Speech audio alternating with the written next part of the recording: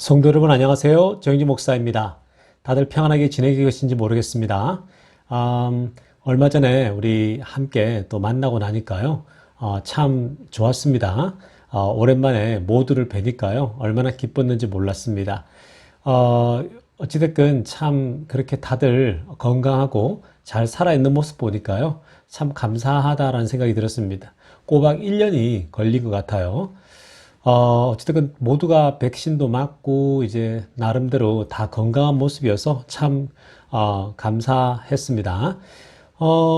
이제 오늘이 여러분 부활절입니다. 부활절이니까 지난주는 우리가 종려주일로 만났고 드디어 오늘은 이제 부활절인데요. 그 부활절을 늘 생각할 때마다 또 맞이할 때마다 역시 죽음에서 다시 살아나신 그 부활 예수 그리스도 부활이 없었다라면 참 어땠을까 막 이런 생각이 들 정도로 부활이 있었기 때문에 그 죽음도 의미가 있는 것이고 또 부활이 있었기 때문에 예수 그리스도께서 한 주 내내 고난 받으셨던 그 고난들이 다 의미가 있는 것입니다. 결국은 살아나야 합니다. 결국은 회복되어야 합니다. 그래야 고난받고 고통받았던 것들이 다 의미가 있는 것이죠.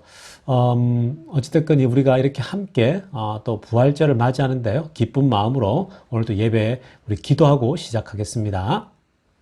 하나님 아버지 감사합니다. 하나님 오늘도 저희들에게 또 정말 부활절을 허락하셨는데 여전히 우리가 온라인으로 함께 드립니다. 하나님 온라인으로 비록 우리가 부활절 예배를 드리지만 그럼에도 불구하고 그 부활 정신을 다시 한번 기억합니다.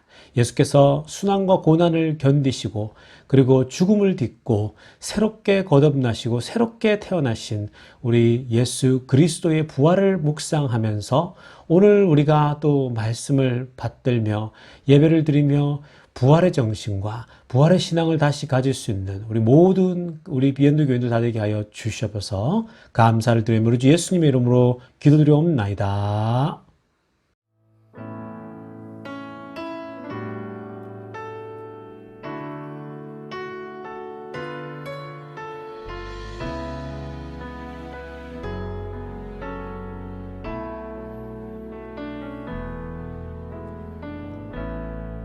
안개가 날 가리워 내 믿음은 들리려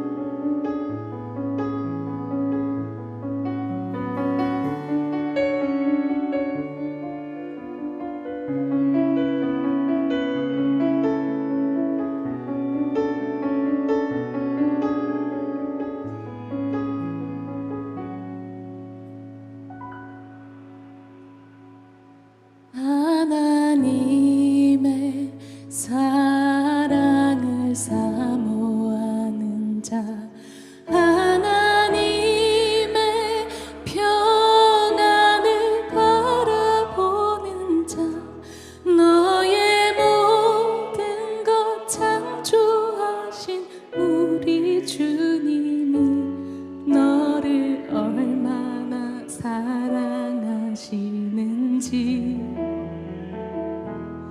하나님께 찬양과 경배,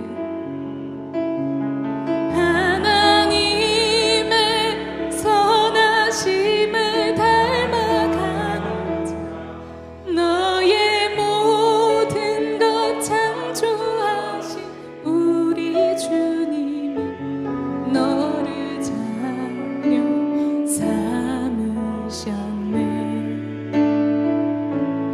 하나님 사랑의 눈으로 너를 어느 때나 바라보시고,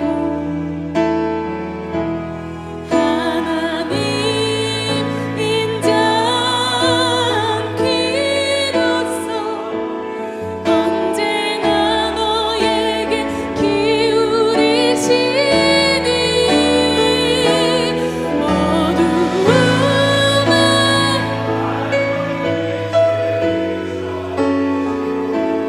너의 작은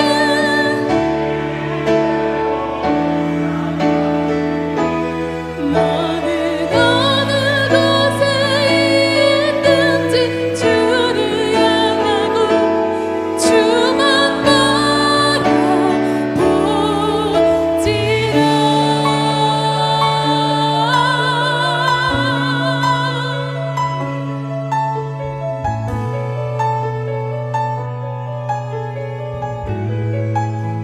우리가 어디에 있든지 어떤 순간에 놓이던 간에 우리를 주목하시고 우리의 신음에도 응답하시는 주님을 바라보길 원합니다.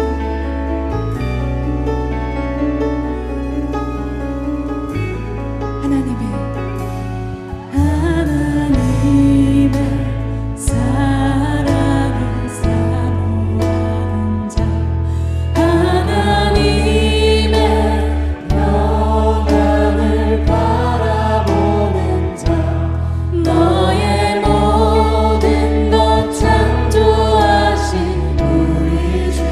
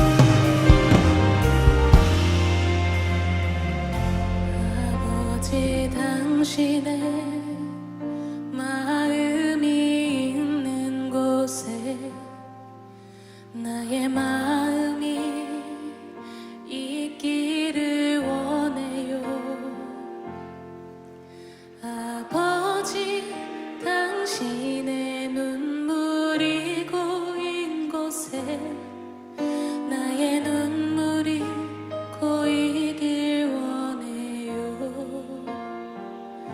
아버지 당신이 바라보는 영혼에게 나의 두 눈이 향하길 원해요.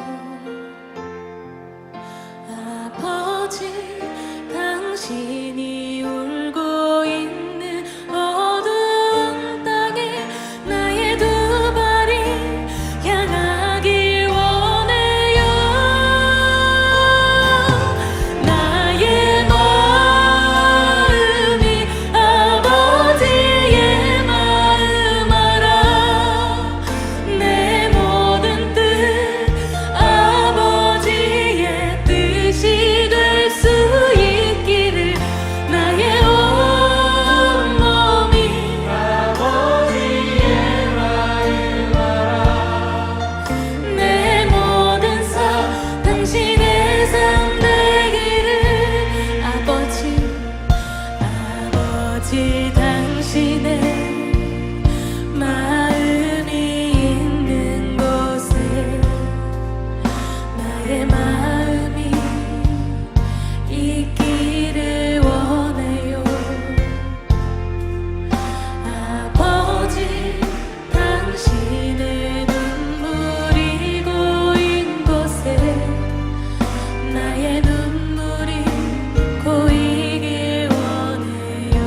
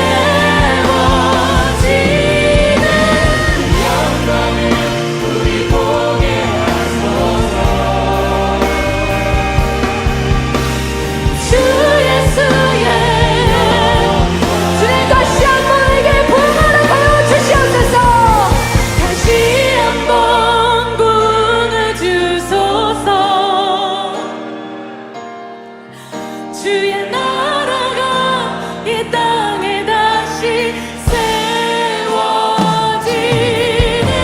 그 영광을 우리 보게 우리 정말로 일하여 주시옵소서. 주 예수의 영광을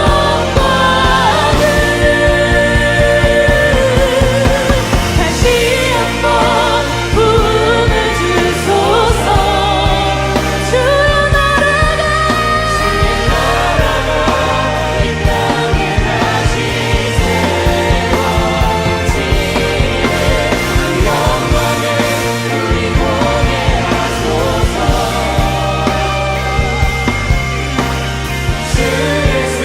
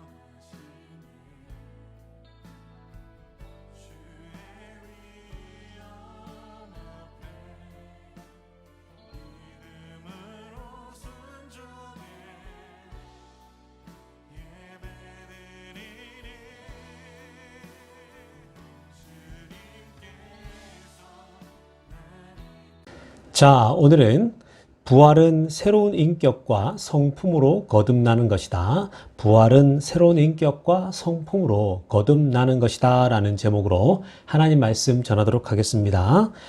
여러분, 오늘 드디어 부활절입니다. 우리 작년에 이어서 코로나로 인해서 우리가 다시 온라인으로 이렇게 예배를 드리게 되었습니다. 여전히 온라인으로 드리거나 또 실내에서 우리가 예배당에서 드리는 상관없이 부활은 부활이고 부활의 정신은 여전히 살아 있습니다. 우리의 신앙 고백과 우리의 말씀을 통하여서 이 부활 신앙은 계속해서 전달이 되는 것입니다. 예수께서 부활하셨다. 여러분 어떻게 느끼십니까? 너무 식상하십니까? 예수께서 부활하셨다라는 얘기가 어떻게 들립니까? 너무 식상하나요, 여러분? 너무 뻔한 얘기인가요? 도대체 그게 무슨 의미지? 나랑 무슨 상관이지? 라는 생각이 들 수가 있을 것입니다.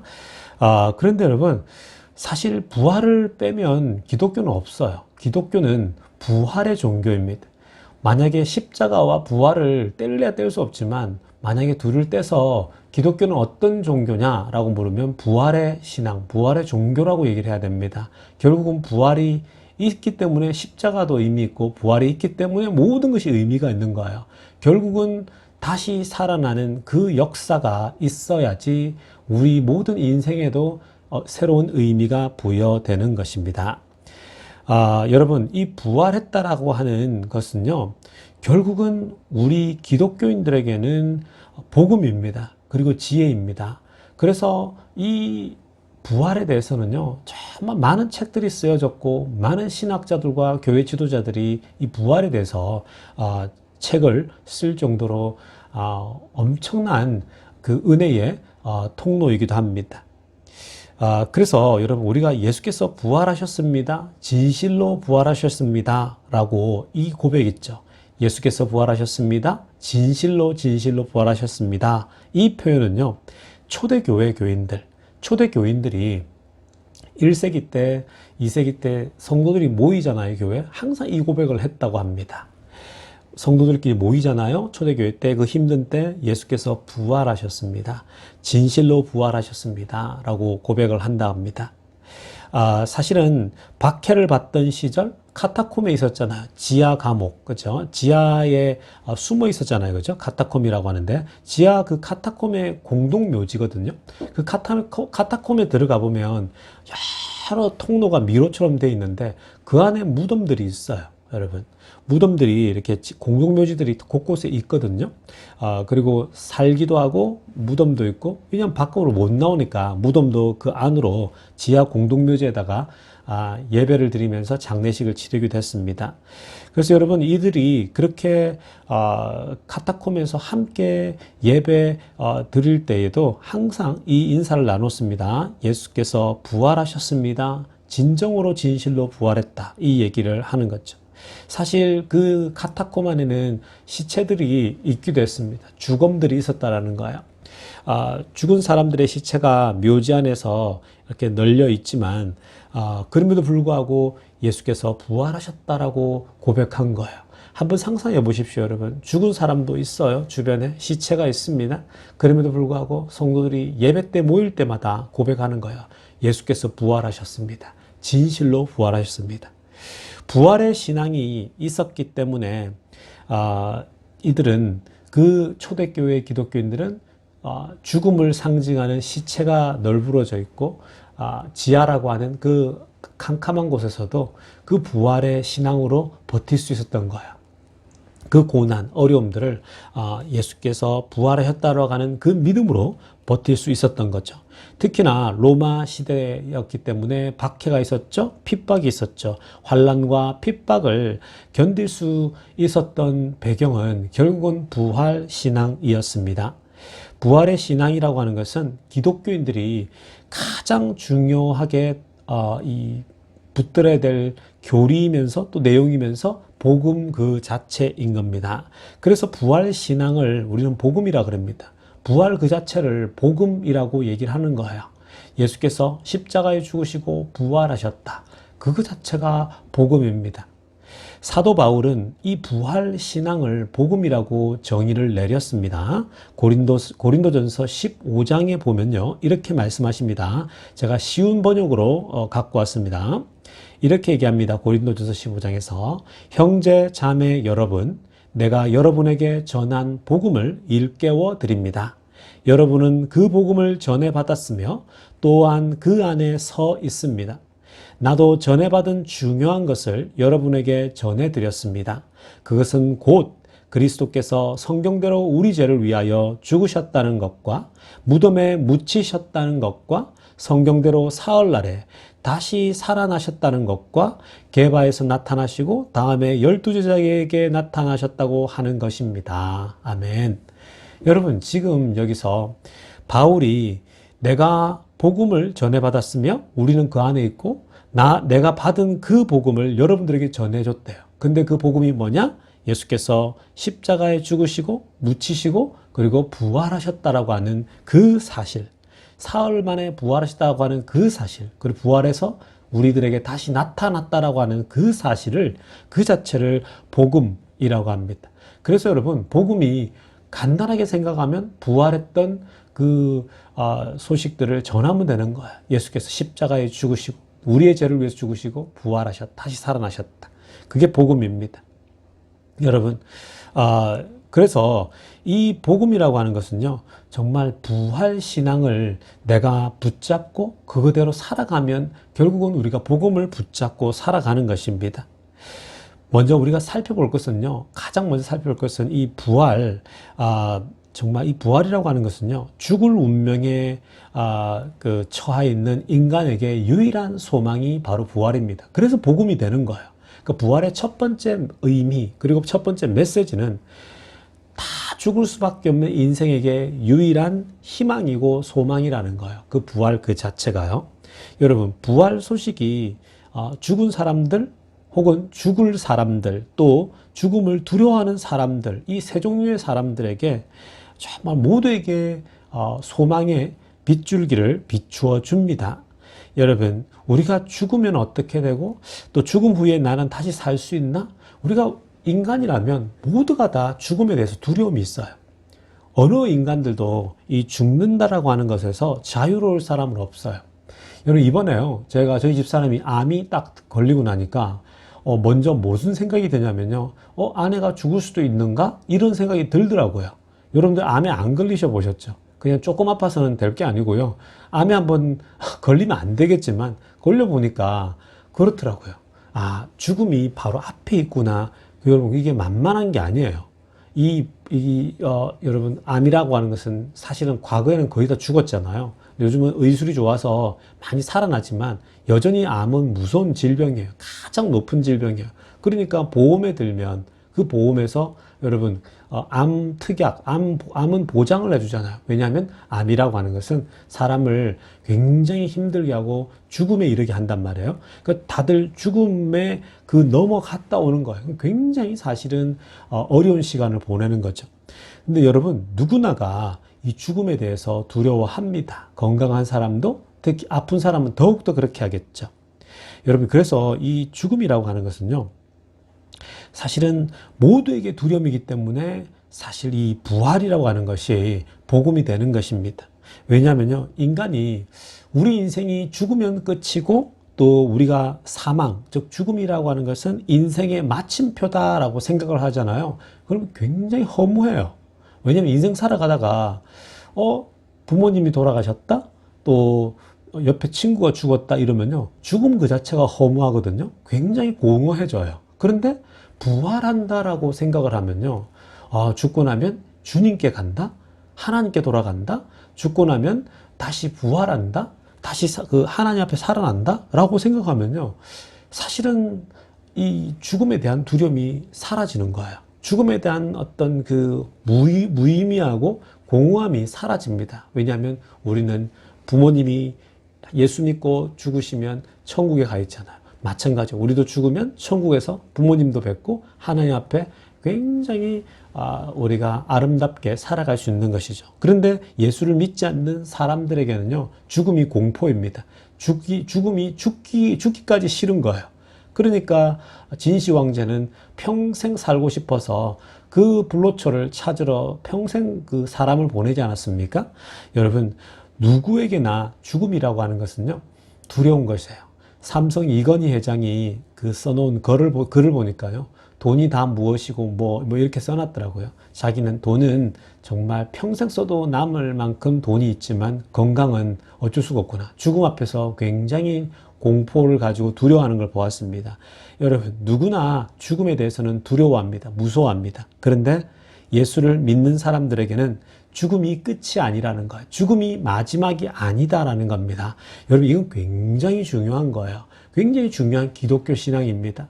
왜냐하면 모든 사람이 나이가 들면 이제 죽음이 가까워지잖아요. 나이가 70이 되고 80이 되고 90이 되면요, 이제는 죽음이 가까워 있다고 생각하기 때문에 그런 죽음에 계속 깊이 생각하다 보면은 사람들이 우울증이 오고 위험해지거든요. 근데 예수 그리스도를 믿는 우리들은 죽음 자체에 대해서 여전히 우리가 죽음이 낯설기 때문에 우리도 두려움이 있고 죽음에 대해서 안 죽고 싶은 마음이 있지만, 그럼에도 불구하고 어떤 시점에 이르러서 우리가 죽음을 준비할 때는요, 누구나가 죽음을 준비하게 되잖아요. 근데 훨씬 예수를 믿지 않는 사람과는 다른 세계관을 가지게 됐죠. 우리는 이제는 편하게 생명을 놓을 수 있는 거죠. 죽더라도 하나님 앞에 가니까. 여러분, 이건 질적인 차이를 만들어냅니다. 그래서 부활 신앙이 중요한 거예요. 우리 부활이라고 하는 것은 그래서 죽을 수밖에 없는 인생에게 이게 복음이 되는 것이고 곧 생명이 되는 것입니다. 저는 우리가 이 부활 신앙을 잘 믿어서요, 죽음 앞에서도 당당해질 수 있고 죽음 앞에서도 담대하게 죽음을 이길 수 있는, 사망을 이기셨다라고 그러잖아요. 우리가 넉넉히 죽음을 이기고 부활신앙을 붙들 수 있기를 간절히 축원합니다. 자, 두 번째로 이 부활신앙이 복음인 이유가 있습니다. 왜 부활신앙이 복음일까요? 이 부활 사건이라고 하는 것은요, 세상에서 권력에 유린당하는 이들, 세상에서 권력과 그 파워 있죠. 세상에 나쁜 그 권력들이 얼마나 우리를 힘들게 하고 어렵게 합니까? 지금 그 미얀마의 버마 보면은 여러분 우리가 과거 우리 70년대 우리나라를 보는 것 같잖아요. 미얀마에 지금 군부 정권이 들어서 가지고 완전히 짓밟고 있잖아요. 정말 많은 사람들이 보이지 않게 지금 총에 맞아서 죽어가고 있거든요. 여러분 그런 미얀마를 보면 과거 우리가 정말 우리나라의 70년대가 생각이 납니다. 80년대가. 여러분 그런데요. 이 사실은 그 미얀마 같은 때도 군부 정권이 총으로 힘으로 눌러버리면 힘이 없는 일반 사람들은 어떻게 됩니까? 그냥 당하는 거예요. 여러분 군 정부가 전 세계에서 그것을 주시하지 않고 있다면, 미국이 압박을 하지 않는다라면 여러분 미얀마 정부가 그 군부 정부가 더 심하게 다루겠죠. 그 나라를 더 가혹하게 다룰 수도 있다라는 겁니다. 그렇게 되면요, 일반 시민, 보통 사람들이, 힘없는 시민들은 전부 다 군인들에게 짓밟히게 되고 죽음을 맞이할 수밖에 없게 된다라는 거예요. 공포감이죠. 그래서 여러분, 이 부활신앙이 복음인 이유는 이렇게 세상의 권력, 세상의 파워로부터 유린당하고 권리를 빼앗기고 늘 핍박당하는 곳에서부터 우리를 자유롭게 하고 우리에게 새롭게 그 세상의 권력으로부터 이길 수 있는, 역전할 수 있는 힘을 주는 것이 바로 부활신앙입니다. 여러분 한번 생각해 보십시오. 예수께서 왜 죽으셨습니까? 바로 기득권 때문에 죽으신 거죠. 예수를 죽인 집단들이 바로 바리새인들이고 여러분 열심당들이었어요. 바리새인들이 누구입니까? 종교 지도자리였어요. 그 당시에 가장 이 세상의 사회 구조 속에 정점에 있는 사람, 가장 높이 있는 사람들이에요. 이들은 일반 사람들의 피를 빨아먹고 이들이 그 위에서 권력과 힘을 누리는 거죠. 그냥 누리는 겁니다. 그리고 또 예수를 누가 죽였습니까? 로마가 이 유대 종교와 결합해서 죽이지 않았습니까? 로마의 제국이죠. 로마가 파워가 있죠. 로마 제국과 로마의 권력이 예수 그리스도를 죽인 겁니다. 여러분, 당시의 제국인 로마 권력과 종교 권력들이 예수 그리스도를 짓밟고 죽였잖아요. 그런데 예수님이 부활하셨어요. 이건 무슨 말입니까? 예수 그리스도의 부활이라고 하는 것은 바로 세상의 권력과 맞서서 승리했다라는 것을 보여주는 거예요. 세상의 권력, 우리가 힘이 없어서 늘 당할 수밖에 없는 그 권력 앞에서도 당당해질 수 있고 그들로부터 승리를 선포하는 거예요. 눈으로 보기에는 우리가 진 것 같습니다. 눈으로 보기에는 이미 저들이 힘이 더 세요. 로마 권력이 힘이 더 세죠? 우리는 미미한 존재들이에요. 당시에 이 기독교인들이 얼마나 미미한 존재였으면 지하에 숨어서 지냈겠습니까? 카타콤에 숨어서 지냈다고요. 거기서 신앙을 지켰거든요. 그런데 여러분, 이 부활이라고 하는 것은 예수께서 부활함으로써 세상 권력이 자기를 죽였지만 다시 살아난 거예요. 바로 승리를 선포하는 겁니다. 너희가 이긴 것 같으냐? 결국엔 부활하신 예수 그리스도가 너희를 다시 징계하고 정죄할 것이다 라는 겁니다. 여러분, 예수님의 부활은요, 타락한 세상의 힘을, 그리고 타락한 세상의 질서를 거스르는 도전입니다. 연어처럼 거슬러 올라가는 겁니다. 그리고 그 세상의 권력을 응징하는 사건이 부활입니다. 그러므로 이 세상의 질서가 아닌 새로운 질서를 가져오고 새로운 질서를 세워나가는 정신과 신앙이 바로 부활신앙입니다. 여러분, 우리가 이 땅에 살아갈 때 어떻게 부활신앙을 살아내느냐?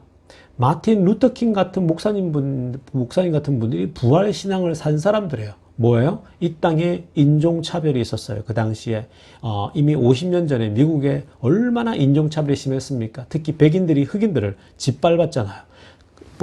버스도 같이 못 탔잖아요. 버스도 못 타게 했다가 버스를 타게 되면 흑인 자리가 따로 있었지 않습니까? 그렇죠? 이 남아프리카 공화국에서는요, 흑인이 타는 택시와 백인이 타는 택시가 나눠져 있을 정도였어요. 그만큼 흑인들을 무시하고 했다고요. 그때 이미 인종 범죄가 여러 번 있었어요. 흑인들이 조금만 뭔가 문제가 있다면 백인들이 집단 린치를 가해서 죽이고 했던 거예요. 자, 그런데 여러분, 오늘날 그러한 인종차별이 지금 우리 앞에서 이렇게 펼쳐지고 있는 거예요. 여러분, 지금 동양인들을 향한, 아시아인들을 향한 그 코로나 때문에 보복행위가 있고 이런 인종 범죄가 있잖아요. 굉장히 사실은 이게 좋은 게 아닙니다. 여러분, 이 나라가 이렇게 가면 안 돼요. 이거는 복음으로 세워지지 않습니다. 교회도 이런 걸 무시하면 안 돼요. 미국 교회들이 특히 정신 똑바로 차려야 됩니다. 미국 교회들이 그냥 침묵하고 있으면 안 돼요. 이런 인종차별적인 이런 것에 대해서 미국 교회들이 앞장서서 그 부분들을 해야 되는데 교회 안에서 그냥 말씀만 전하고 그게 다가 아니에요. 미국 백인들이 정말 교회들이 이런 부분에 대해서 정의를 외치고 공의를 외쳐야 됩니다. 이런 증오 범죄가 없어야 되는 거예요. 왜요? 우리가 부활 신앙을 믿는다면 그냥 교회 안에서 예배만 드리는 수준으로 그치면 안 돼요. 그것도 중요하지만 정작 내가 이 땅에 살아가면서 그 부활 신앙을 고백해야 되는 거예요. 부활 신앙을 고백한다라고 하는 것은 그런 우리를 응징하고 우리를 짓누르는 그런 권력 앞에서도 새로운 질서를 계속 세워 나가는 겁니다. 우리만의 새로운 질서, 하나님이 베풀어 주시는 그 평화의 질서를 만들어야죠. 그래서 이 땅의 증오나 이 땅의 범죄들을 교회가 앞장서서 평강을 가져오고 평화를 가져오는 새로운 질서를 가져오는 것이 바로 부활 신앙을 살아내는 사람들인 것입니다. 여러분, 역사적으로 얼마나 많은 사람들이 이 권력 남용으로 희생당했습니까? 우리나라에도 과거에 정말 그렇게 많았지 않습니까? 지금 미얀마에서 일어나고 있는 사건처럼요. 무지한 사람들에게 살해당했죠? 모욕당하는 사람들이 얼마나 많이 있었습니까?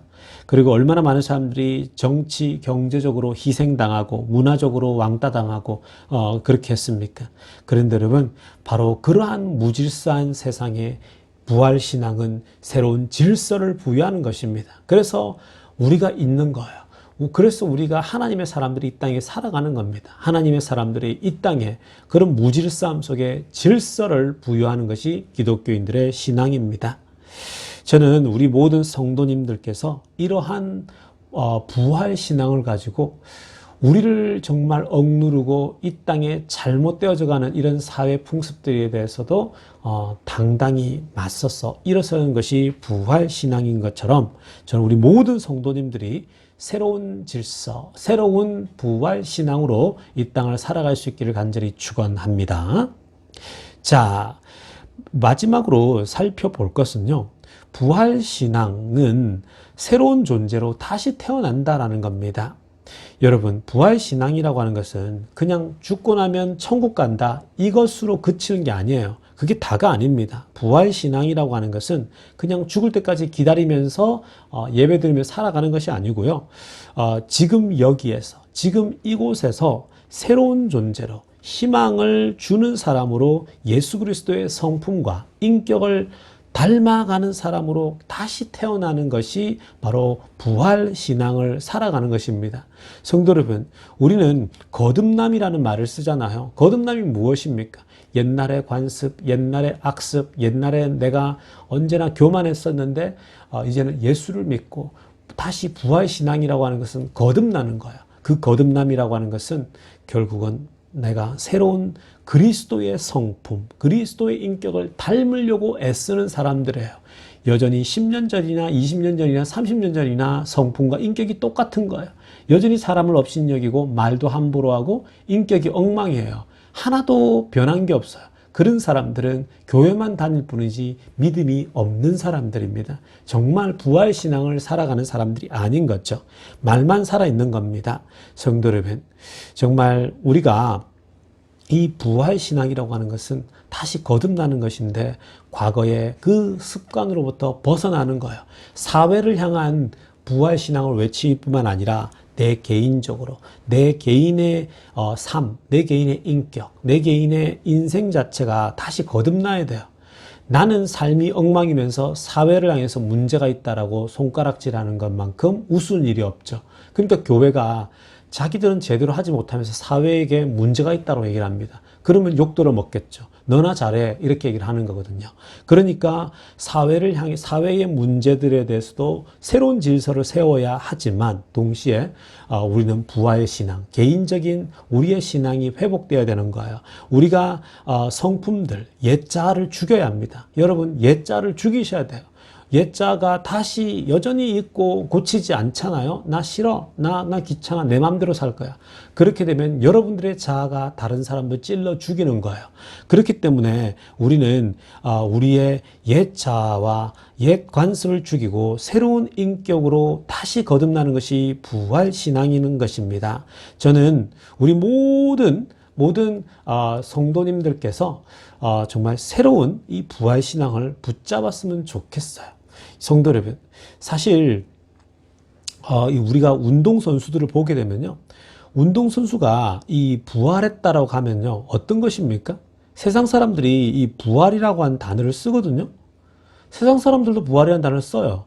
운동선수들도 부활이라는 단어를 써요. 그런데 여러분, 이 부활이라고 하는 것이 무엇일까요? 세상 사람들이 쓰는 방식은요, 운동선수가 다시 자신의 기량을 회복했다고 할 때 부활했다고 합니다. 가령 유현진 선수가 있습니다. 유현진 선수가 어깨 수술을 했어요. 이전에 공을 던지는 것처럼 던지지를 못해요. 어깨 수술 때문에. 그런데 유현진 선수가 부활했다라고 할 때는 유현진 선수가 옛날의 기량을 회복했다라고 할 때 쓰는 거잖아요.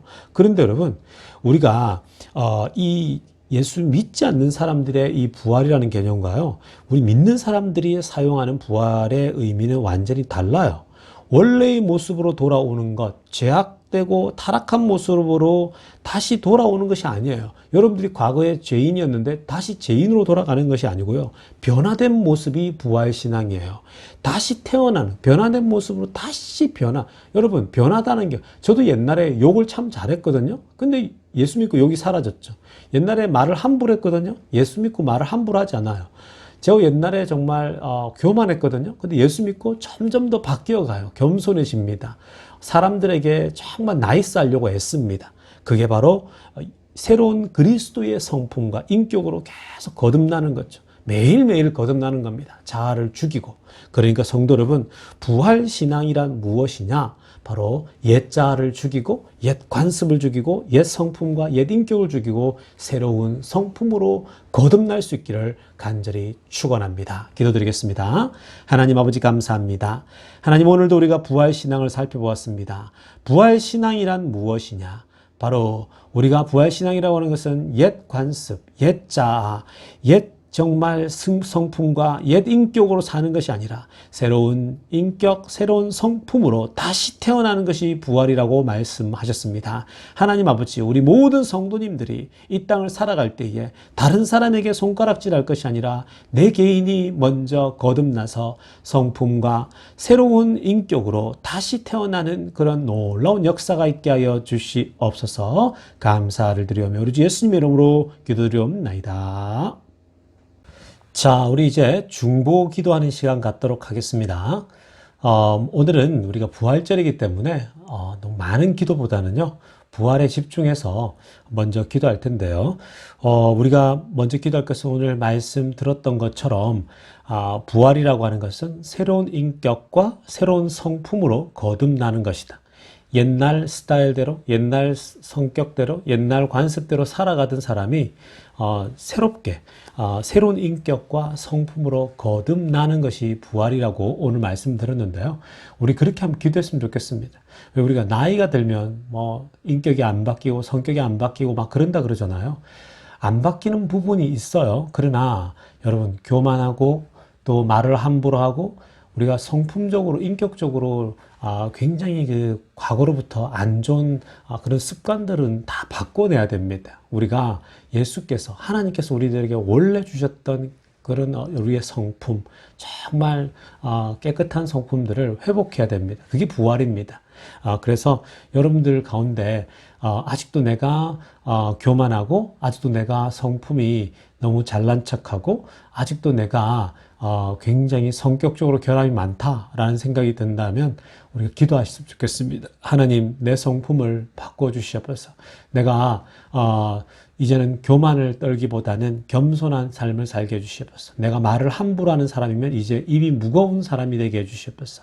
내가 이제 막 아무 때나 내가 말하면 됐지 하면서 막 던지는 사람이 아니라 정말 겸손하게 부드러운 사람이 되게 해달라고 그렇게 기도했으면 좋겠습니다. 우리가 성품과 인격이 거듭나는 그런 인생 되게 해달라고 기도했으면 좋겠고요. 그리고 우리가 미국이 다시 부활하게 해달라고, 미국이 코로나로부터 부활하게 해주시고, 또 미국에 있는 모든 이민교회와 교회들이 다시 새로운 신앙으로 부활하게 해달라고 기도하십시다. 그리고 전 세계가 다시 코로나로부터 새롭게 거듭나는, 부활하는 그런 전 세계 교회가 되게 해달라고 기도하십시다. 브라질이나 유럽이 여전히 굉장히 심하지 않습니까? 자, 그리고 대한민국도 마찬가지입니다. 대한민국도 코로나로부터 부활하는 국가가 되게 해주시고, 그리고 많은 한국의 교회들이 지금 사실 어려움을 호소하고 있지만 정말 부활절을 맞이해서 부활의 신앙, 새롭게 거듭나는 그런 교회들 다 되게 해달라고 이 시간 우리 함께 기도하겠습니다. 하나님 아버지, 그렇습니다. 하나님, 정말 이번에 이 코로나 때 두 번째 우리가 부활절을 맞이하고 있습니다. 하나님, 부활의 정신이 무엇입니까? 부활의 메시지가 무엇입니까? 우리가 이 부활이라고 하는 것은 결국은 새로운 인격과 성품으로 거듭나서 이 땅을 다시 살아가는 것이라고 말씀하셨는데, 하나님 아버지, 우리가 아직도 성품이 엉망입니까? 우리의 아직도 성격이 고쳐지지 않습니까? 우리의 하나님 아버지, 정말 우리가 여전히 교만합니까? 잘난 척합니까? 우리의 입술이 정말 남들에게 자꾸만 어렵게 하고 힘들게 합니까? 하나님 아버지, 우리로 하여금 정말 겸손하게 하여 주시고, 또 우리의 성품이 바뀌게 하여 주시고, 새롭게 거듭난 인생 다 되게 하여 주시옵소서. 언제나 하나님, 옛 습성에 따라, 옛 관습 따라 살아가는 인생이 아니라 새로운 인생, 새로운 정말 마음가짐으로, 새로운 정말 하나님 보시는 마음으로 우리가 앞으로의 인생을 거룩하게 살아가는 인생 다 되게 하여 주시옵소서. 그리고 아버지 하나님, 미국이 부활하게 하여 주시옵소서. 코로나로부터 다시 살아나게 하여 주시고, 경제와 정치와 국가가, 전 사회가 다시 살아나게 하여 주시고, 요즘 미국 땅에 헤이트 크라임이 많습니다. 증오범죄, 정말 아시아인들을 혐오하는 그런 범죄들이 난무하고 있습니다. 하나님, 미국 땅에 연합을 주시옵소서. 하나됨을 주시옵소서. 서로가 인종 간에 미워할 것이 아니라 서로 사랑하며 서로 품을 수 있는 그런 아버지, 다시 위대한 미국이 되게 하여 주시옵소서. 교회들도 마찬가지입니다. 교회들도 정치에 휩쓸릴 것이 아니라 오직 하나님 말씀과 하나님께서, 예수께서 부활하신 그 부활의 정신을 받들어서 모든 악한 것들과 또 정말 더러운 모든 사회 질서로부터 오히려 교회가 복음을 회복하고 교회의 만의 그 독특한 길을 다시 회복하게 하여 주시옵소서. 그리고 아버지 하나님, 정말 많은 이민교회들이 다시 살아나게 하여 주시며 부활하게 하여 주시옵소서.